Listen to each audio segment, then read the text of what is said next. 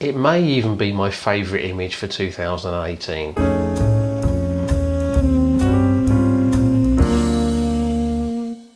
Hi everyone, thanks for joining me for this, my final video of 2018. I thought what I'd do in this video is take a quick look back at some of the things that happened in 2018, just a quick recap, and also share with you my 5 favourite images from the year and why they're my favourites, or at least they're my favourites right now. But first, I wanted to give you the results of the vote on these 2 images.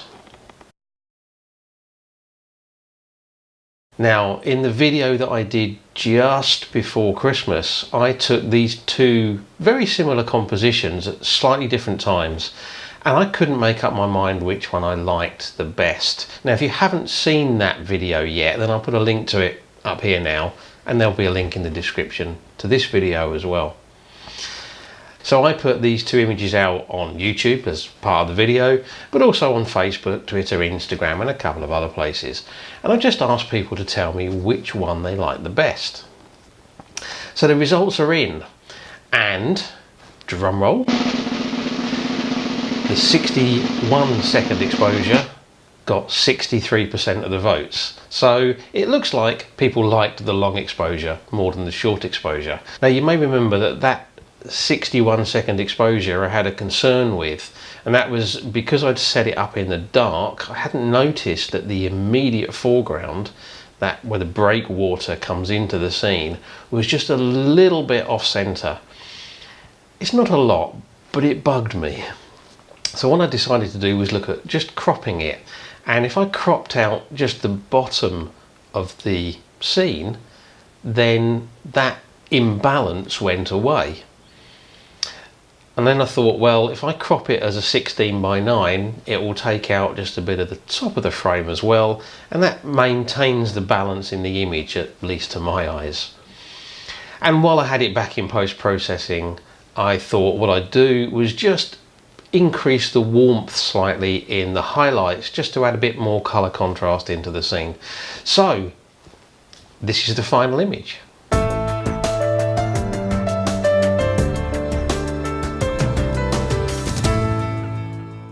So in 2018 I did quite a lot photographically, and I shot quite a lot of videos. For most of the year I was putting out 2 videos every week. So let's have a quick look at some highlights, lowlights, the occasional funny bit from 2018. I hope you enjoy this bit.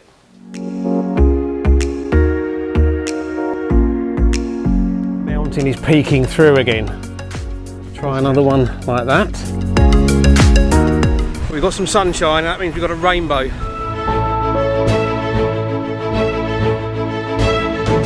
And this gorgeous sky. There's just a hint of cloud, just a few little bits. So definitely worth taking a shot while that's there.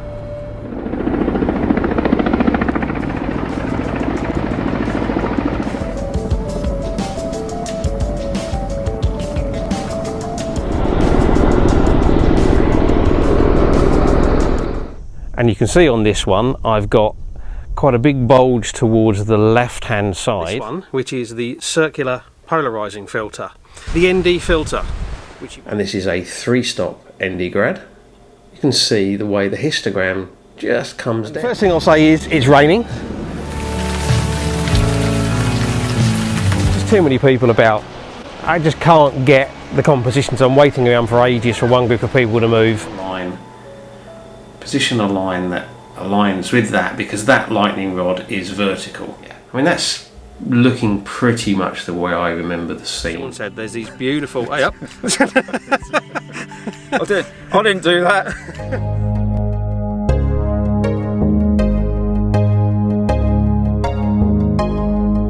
I always end up with soaking wet feet.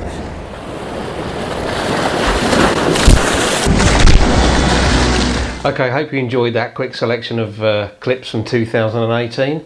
I'm hoping to get lots more of that kind of stuff in 2019, although hopefully without me getting quite so soaked by waves.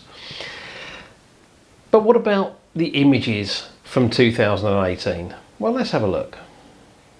I took a lot of photos in 2018. Only a very small number of them made it into my sort of main portfolio. I never share images that I'm not happy with, well, apart from the odd occasion when I share one to just show that I do occasionally take images that I'm not happy with. But in order to make it to my portfolio, I normally expect there to be something a bit special about the image. And for this video, I decided to go back through the images that I'd added to my portfolio in 2018 and try to pick out my favourites. It's really hard for me to do that. I find that my tastes change sometimes. So if I looked at this in another month, I might actually pick some different images in here.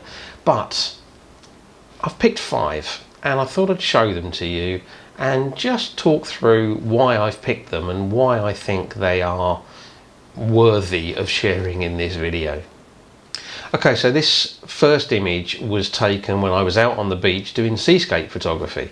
I was actually shooting out to sea using the rocks and the breakwaters and the breaking waves, and I just looked around and saw this mist and cloud effect around Puig Campana mountain in the distance, and I just had to get a shot of it. So it was a bit of a rush to change lenses, compose the shot, get the exposure right. And to be honest with you, just a few seconds, maybe 30 seconds after I got this shot, that effect disappeared. But I love the sort of mysterious, almost ethereal effect around the mountains. So that's why I've picked this one. The second shot I've picked is also Puig Campana mountain, although it's actually from a completely different angle. I'd hiked up into the hills near to a small town called Orchetta, and I was actually taking pictures in a completely different direction, photographing the end of a ridgeline called El Castellets. But on the hike up and while I was taking those photos, I was keeping an eye on the clouds around Puig Campana mountain, because I could see that there was just a possibility we would get something special.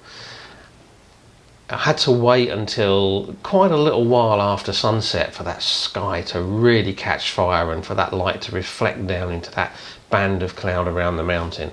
And it's not an effect I've ever seen around that mountain before. I've seen clouds around it before, but never anything like that.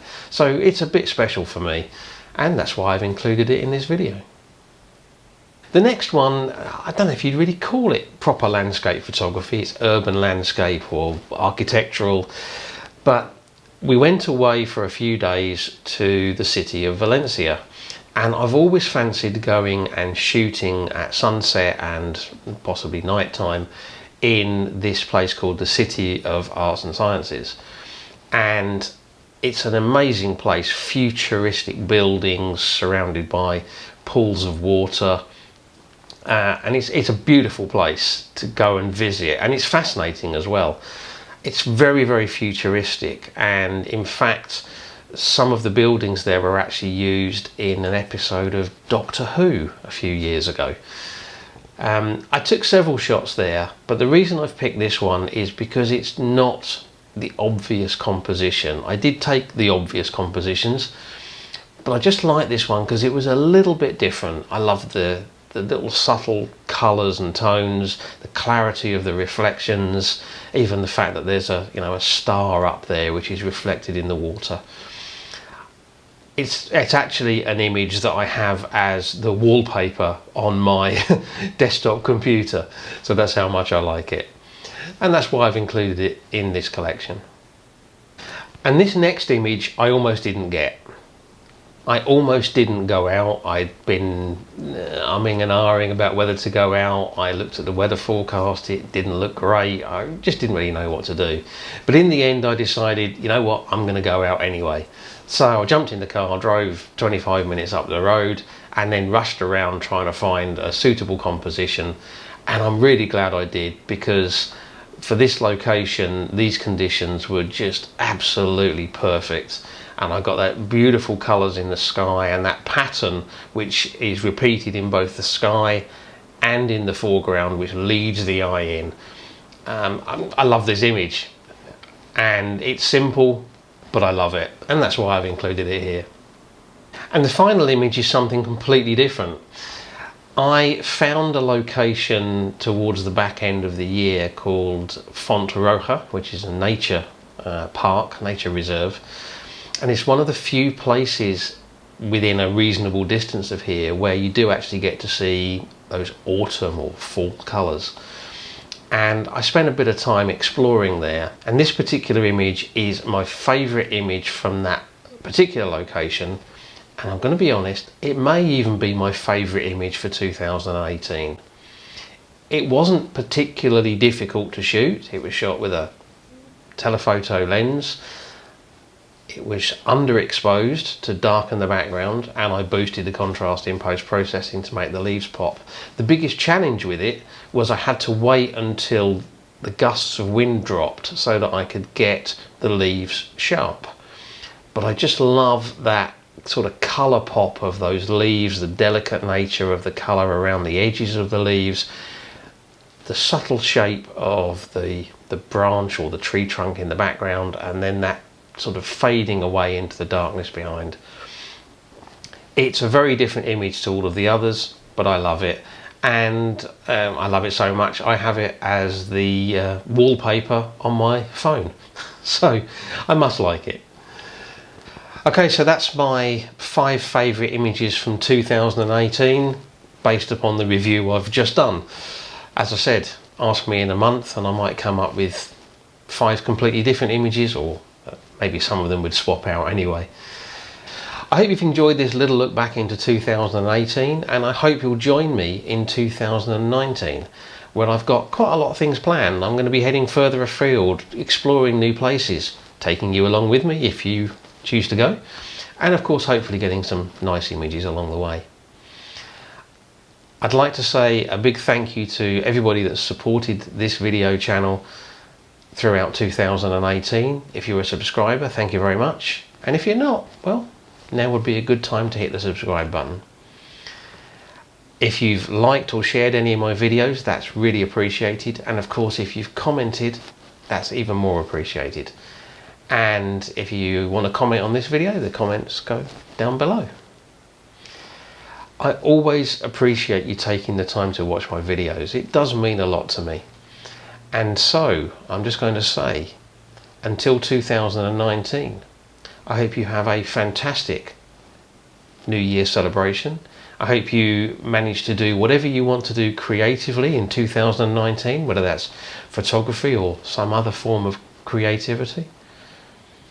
And as always, thank you very much for watching, and until the next video, bye.